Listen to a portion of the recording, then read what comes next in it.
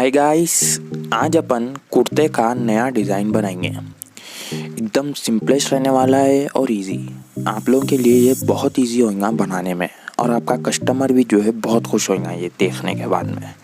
इजी है, ज़्यादा कुछ भी मुश्किल काम नहीं है। आप लोग जैसे कि देखे फ़ोटो में देखे तो आप लोगों को लेकिन बहुत खूबसूरत दिख रहा था होगा, तो देखेंगे कैसा बनाना है इसको। बहुत इजी है, टेंशन न को लो। तो चलो स्टार्ट करेंगे अपन कुर्ते का नया डिज़ाइन बनाना। ये है प्लेकेट, ये है बैंड, दोनों चिपका लिया, हमें प्रेसिंग कर लिया। खाली हमें जो है डिज़ाइन मारना है, ठीक है।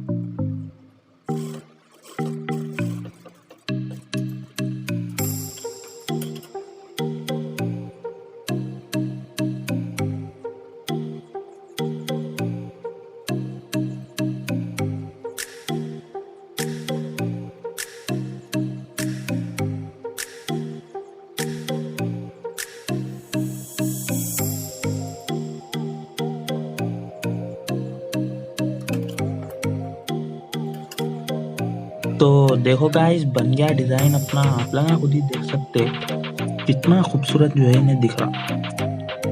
आप लोग देखो कितना खूबसूरत दिख रहा और डिज़ाइन में लुक जो है कितना अच्छा आ रहा, देख सकते हैं आप लोग। और यहाँ पे जो है अपन 2 सिलाई हमारे बाद में देख सकते, इधर एक सिलाई इधर एक सिलाई साइड में इसके लगाए अपन, ठीक है। तो देखो कितना ज़बरदस्त दिख रहा। आप लोग भी जो है ऐसा बना सकते, ठीक है। तो उम्मीद करता हूँ गाइस आप लोगों को वीडियो पसंद आई होगी। पसंद है तो वीडियो को लाइक करो, शेयर करो अपने दोस्तों के साथ, और अगर इस चैनल पे नए आए हैं तो चैनल को सब्सक्राइब ज़रूर कर लेना। मिलेंगे गाइस अगली वीडियो में, तब तक के लिए जय हिंद, जय भारत और अल्लाह हाफिज़।